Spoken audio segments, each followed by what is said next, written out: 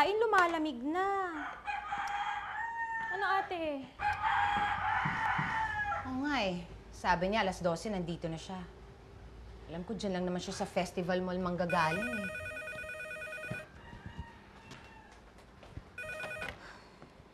Hello? Oo, ako nga. Saan ho to? Sa Express Bilis. Bakit po? Ano po? Ate, bakit?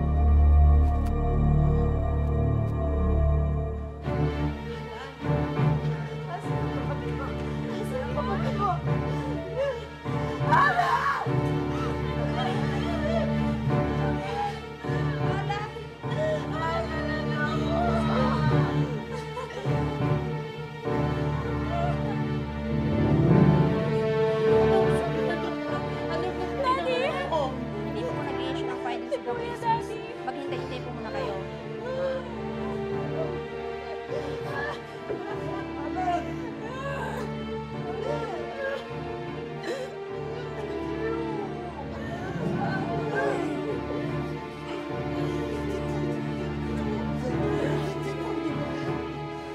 Malubhang tinamaan ang bungo ni Alan, pati ang buto mula sa kanyang kaliwang tuhod paakyat sa baywang nang dahil sa aksidente.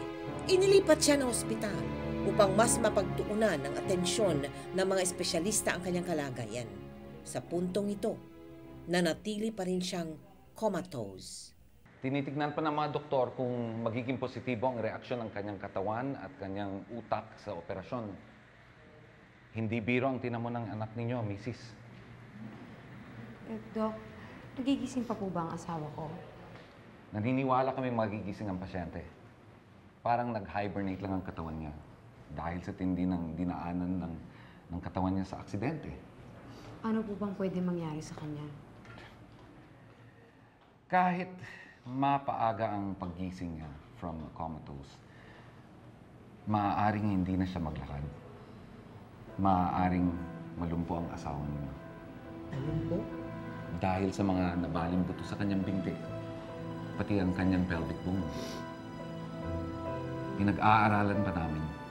Baka kailanganin ng isa pang operasyon. Baka kailangan putulin ang kanyang kaliwang binti. And as for his head injuries, worst scenario na ang permanent brain damage.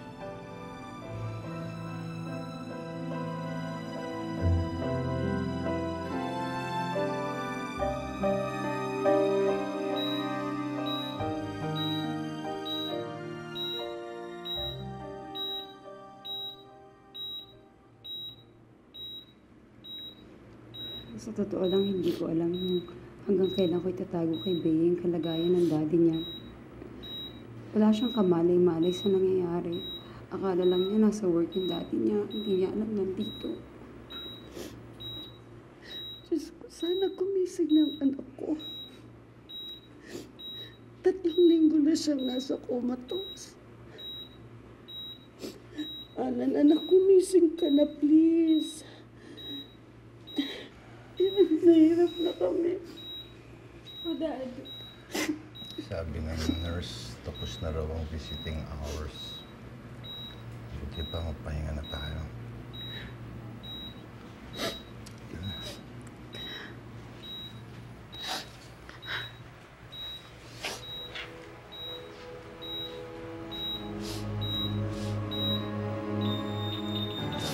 Mami, Daddy! Si Kuya! Ha? Hindi nangyari. Alan? Ano nangyayari? Alan! Kuya? Ako? Nasaan ang mga doktor? Bakit naiiwan siya doon? Alan! Nurse! Ako ka na nangyayari? Nurses, assist!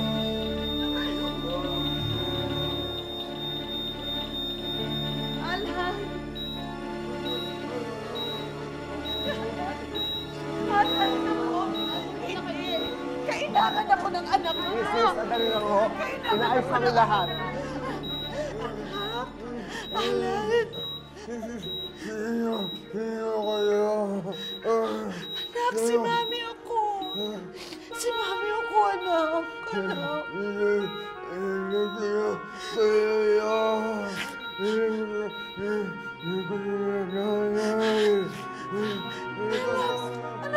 Yes! Dok, ano nangyayari sa anak ko? Pops, ano nangyayari kay Alan? Ano nangyayari sa anak ko?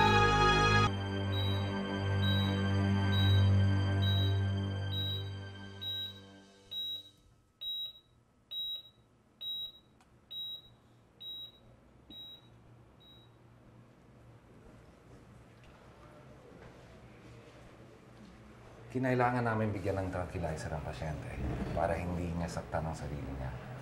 We were worried baka bumuka at manariwa ang kanyang mga sugat sa ulo at binti kung hindi namin siya pinakalma. Naintindihan po namin, Doc. Dok, ang hindi namin maintindihan kung bakit kami yung sinisisi niya. Sinabi naman yata ng isang doktor sa inyo yung mga pinagsasabi niya. Well, matindi ang trauma na pinagdaanan mo. Maybe resulta to ng trauma na yun. Dok, bakit hindi niya kami nakikilala? Anong ibig sabihin mo? Yun pa ang inaalam natin.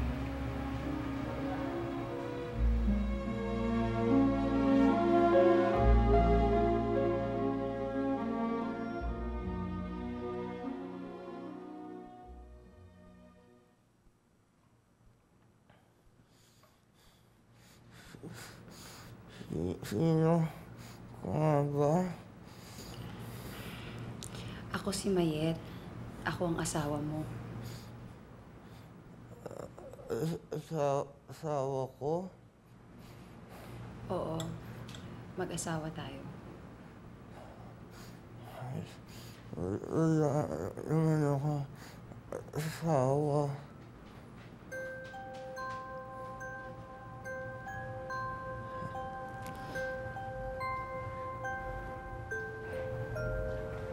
Amnesia po? Akala ko sa pelikula lang yun eh. Traumatic amnesia na dulot ng head injuries ang nangyayari kay Alan.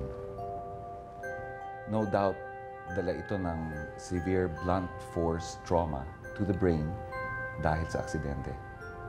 Ibig sabihin, Dok, wala siyang naaalala sa mga nakaraan niya. Iba-iba yung mga kaso. But in our observations of him, ni ang mga basic information ay hindi niya naaalala. Nawawala sa memory niya. Ni hindi niya naaalala ang kanyang pangalan. Pero, Doc, babalik pa ho ba yung alaala niya? Well, in our studies, may posibilidad na partial recovery or maybe total recovery ng memory. Ibig din yung sabihin, posible pa po ang complete recovery? Well, posible kung posible. Ang hindi natin masasagot ay kung kailan ito mangyayari.